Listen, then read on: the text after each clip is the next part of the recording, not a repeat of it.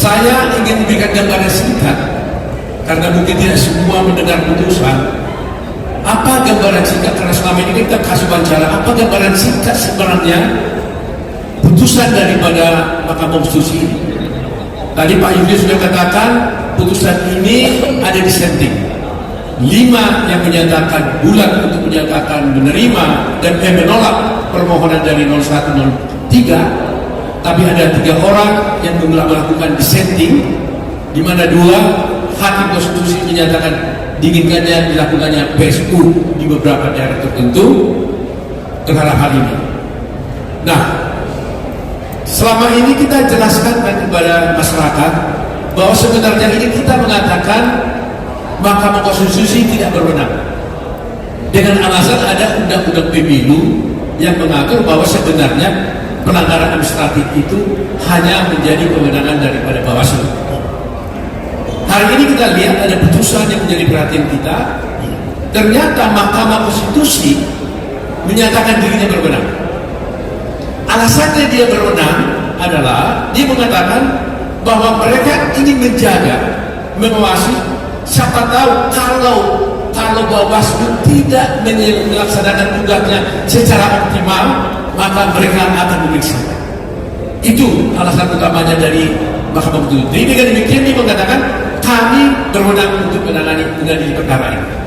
Tetapi satu hal yang harus kita perhatikan adalah ketika Mahkamah Konstitusi mengatakan dia, meskipun dia mengatakan dia berwenang, tetapi dia tetap tunduk dan menghormati semua apa yang dilakukan oleh Bawaslu.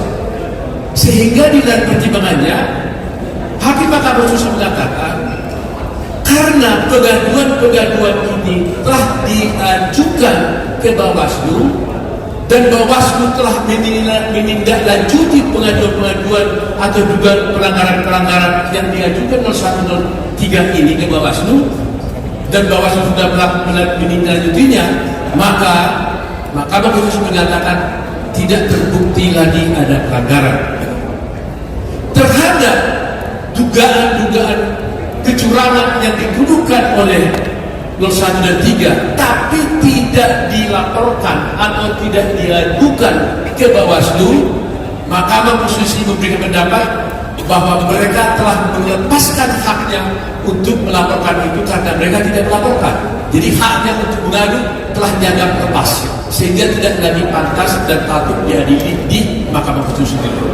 Itulah sebabnya Mahkamah Konstitusi konsisten ya. Jadi kita dapat satu putusan yang baru sekarang sama dengan putusan tahun 2019 sebenarnya, bahwa mereka berwenang, tapi Mahkamah Konstitusi tetap taat dan tunduk dan menghormati semua hak-hak dan lembaga daripada Bawaslu.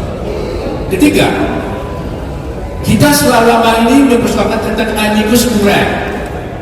Di sini telah jelas kita lihat Mahkamah tegas menyatakan tadi bahwa telah membaca semua permohonan dari amicus curiae, tetapi kami tidak melihat Mahkamah mempertimbangkan semua pendapat-pendapat daripada amicus curiae.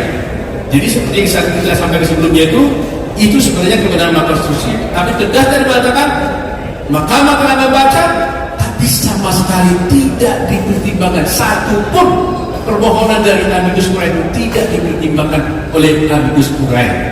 Nah, saya bisa maklum atas hal ini karena mungkin, tapi ini tak pendapat ya, kalau itu dibiarkan berkembang amicus curiae ini di setiap pengadilan, maka mungkin akan berpotensi menjadi intervensi kepada mahkamah maupun kepada pengadilan. Tapi itu pendapat pribadi saya, tapi mungkin ya itu sebabnya Mahkamah Konstitusi tidak mempertimbangkannya. Jadi hari ini teman-teman semuanya, dasar daripada Mahkamah Konstitusi mengatakan dari semua, jadi kita perhatikan tadi itu, satu persatu mahkamah telah menguraikan seluruh pengaduan dugaan kecurangan oleh 01 maupun 03, satu persatu, makanya panjang, dan semua satu persatu oleh Mahkamah Konstitusi dipertimbangkan satu persatu, tetapi satu pun tidak ada yang terbukti. Ini ya, jadi kalau kita selama ini mohon maaf ya, kalau kita katakan selama ini hanyalah semacam narasi saja, asumsi, ya sekarang terbukti karena Mahkamah Konstitusi semua satu persatu pertimbangan, ternyata satu pun tidak terbukti.